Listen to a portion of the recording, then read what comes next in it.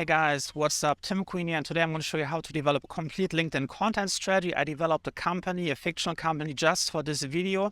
So it's really easy for you to get some inspiration how you could use the same ideas and apply this for your own content strategy on LinkedIn. Now, the company that I've chosen today is at the cutting edge of science, meaning like we are not there yet, but people predicting that we might get this like in the next 10 to 20 years. The industry we are working in today is called carbon sequestration. And the idea is, can we find ways how we can remove CO2 from the atmosphere to stop global warming? Now, there's many different ways I could implement this. So implementation that I've chosen in my fiction example is we have developed some genetically modified supertrees which grow 10 times faster and thus extracting 10 times more CO2 in little to no time. And the business that we have chosen is we have developed the technology to modify the seeds, and we have specific packages of seeds that people can buy. We are also going to go full Dr. Evil. The seeds have been genetically modified, so they can't reproduce, so they always have to buy them from us. And we have patents on everything, so nobody else can implement this. And we're going to focus on our content strategy. How would we market this technology and how we would make sure that this technology is accepted? And we're going to use LinkedIn as the starting platform for implementing this content strategy. What we have to keep in mind is like this is going to be a short video, so we're not going to be able to talk about all the million different use cases, how this technology could be used. So I'm just going to focus on three aspects. The first one is going to be CO2 removal. Second one is going to be using the super trees as a building material. What can we do with the wood? And the third option is going to be using the super tree specifically as a super fuel that we can use either to burn it directly, turn it into coal, or extracting some biogas from the trees. Let's call this company Supertrees 2.0. I hope no real company of that name exists, but if it does, this is just a purely fictional title that is made up on the spot. The first thing that we have to do is we have to create content pillars. Those are content clusters or like groups of topics that are very similar among themselves. And then we have to like find out which aspects do we have to really focus on. Like now, the first content pillar is going to be explaining the technology. This is something brand new, so people don't necessarily know how it works. As an example, if you want to sell a car, you don't have to explain people how this is different from driving horse carriage. Like in our scenario, we have to actually make sure that the technology is understood to alleviate fears, to make people more accepting of it, and also like explaining, like really like people getting an understanding what is actually what we're doing. The next content pillar is going to focus on one of the specific use cases, in our case, biofuel. We're going to explain exactly how we're going to extract the biofuel from the trees, from the super trees. We're going to explain how the entire process works, like how the trees are grown, like the entire logistics chain, like how the trees are getting chopped off, processed, and turned into gas or like into charcoal. Next, we're going to pick another content cluster for the building materials. We specifically going to talk about reviving an age-old technology that might not be as common as it used to be in the past, using wood as a building material for example, building houses, building bridges.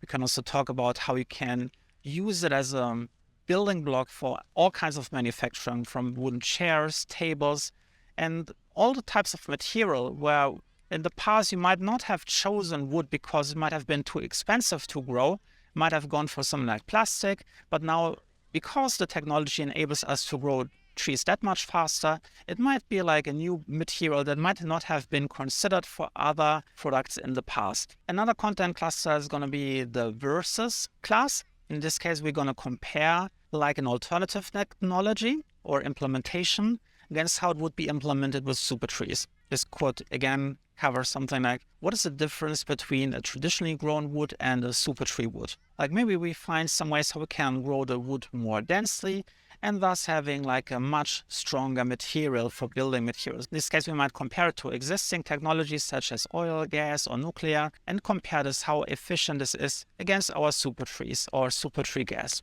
One big content cluster, probably one of the biggest ones to get acceptance for the technology, is going to be about CO2 and the dangers of global warming and how removing additional CO2 will help us to cool down the planet. Now, this is really important for a couple of reasons. Obviously, it will help us save the planet, but it's also very important, one of the most important aspects for getting acceptance, especially since technologies such as gene manipulation might have a bad reputation And then when people have to balance two evils, so to speak, they might say it's more important to save the planet versus giving into our fear into a new technology.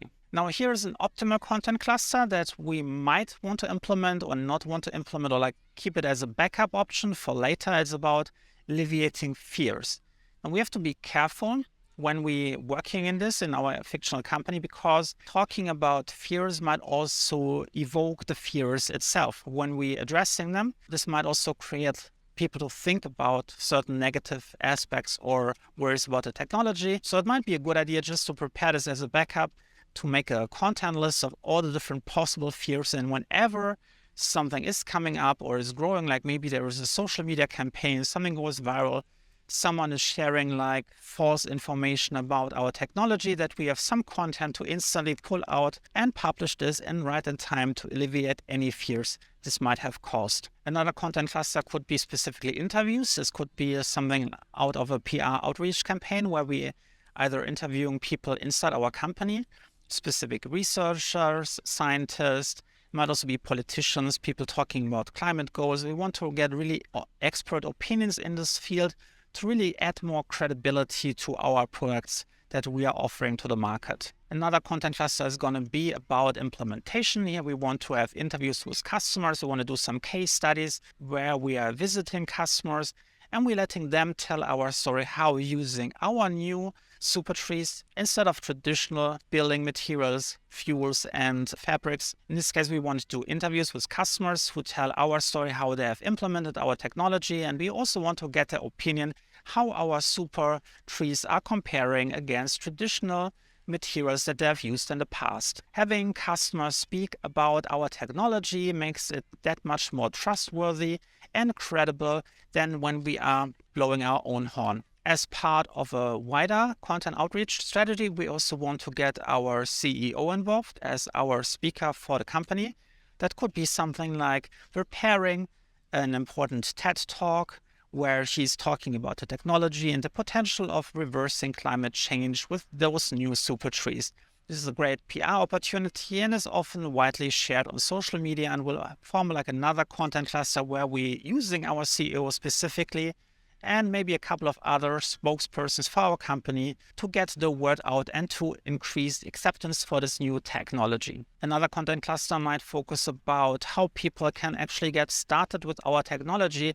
This might help people take the first step by basically showing them how is it when someone wants to work with the Supertree company, how can they reach out, what is the process going to look like, what are the costs they might initially invest for like a startup project. This content cluster has really the purpose of making the transition from someone considering it to reaching out that much more smoother. If people have to worry about that it might be a super complicated process that might take 3 years, and a huge investment to get started, that might not take the first step, but by demonstrating how smooth and easy it is and how quickly a prototype can be implemented for a test case, it makes it that much easier to get people to reach out to us. Another content cluster might focus on different products that we have to offer. It could focus on having different super trees. Maybe we have some pine wood super trees, or we might have some birch super trees, whatever trees we have to offer, and maybe even having different modifications and versions. Maybe we have some trees which are growing slower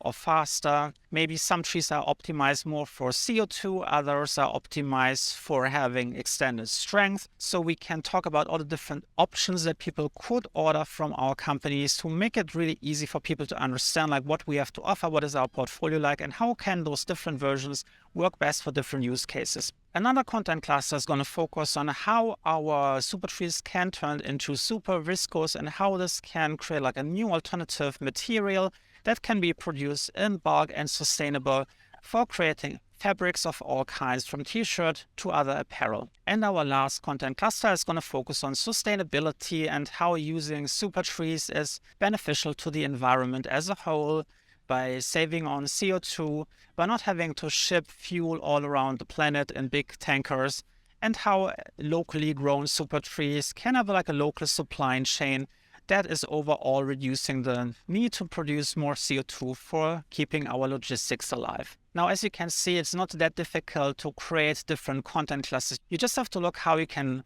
group things together in a coherent manner and focus on like that every content cluster is communicating an important aspect about your business to either change someone's mind, to draw attention to something someone doesn't know, that might help them form the right opinion about working with us, about the quality of our product, about trust in the people behind the company, and overall seeing the benefit of using the company or working with the company, using any of the products, and how this can help them and the broader community grow. Now that we have the content clusters, it's time to fill those content clusters with specific ideas. So what you would want to do when you are creating content clusters for your own company, you want to create like a ton of content clusters, let's say 20 to 50. Then you want to take them and you want to see which ones are overlapping.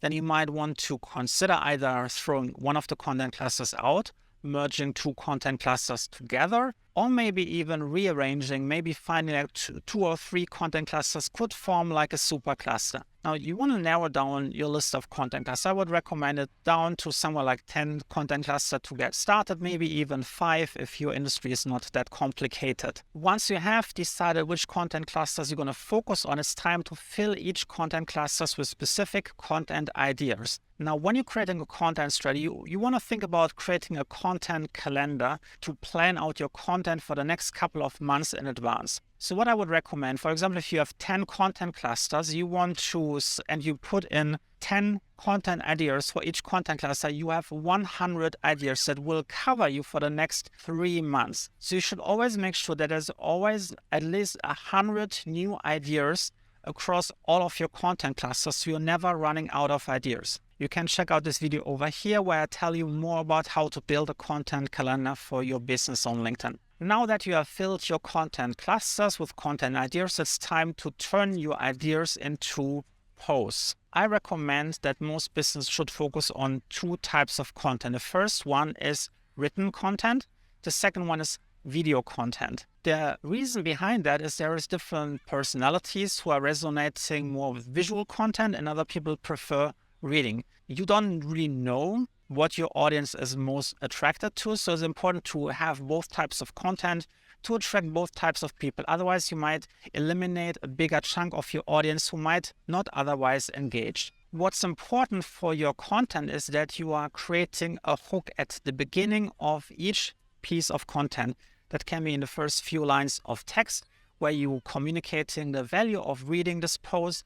It could be in the first few seconds of your video to communicate what is this video going to be about and what is the benefit of actually listening to it and watching it all the way to the end. I recommend creating content in bulk. What you can do is you can schedule dedicated sessions, for example, one for writing where you're sitting down for 6 hours and you're going to write a couple of posts for the next week or the next couple of weeks, depending on your writing speed. For filming equally, set out a session where you're outlining all of your videos and then set another session where you're going to film everything, and then a third session where you're going to edit everything. Once you have your content ready, it's important to use the scheduling software such as SocialBee to schedule all of your content in advance so you never forget to post on LinkedIn. I recommend to set yourself a reminder every day to show up maybe like half an hour after your post has been published to answer any comments that have been posted under your video or under your text post. This will really help you build a community around your business. This will also demonstrate that this is not just scheduled by a mindless robot,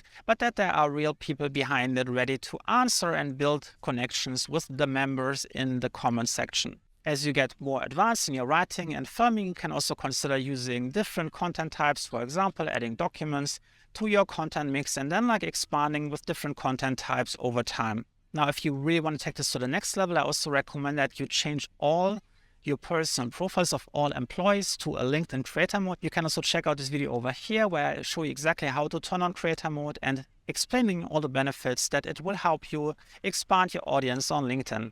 Now, if you want to learn more how to create your own content strategy on LinkedIn, you can also check out my LinkedIn Accelerator program, which is my complete A to Z content creation system that teaches you how to become a thought leader in your industry and how to attract new leads for your company. I'm going to put the link down in the description and into the pinned comment below.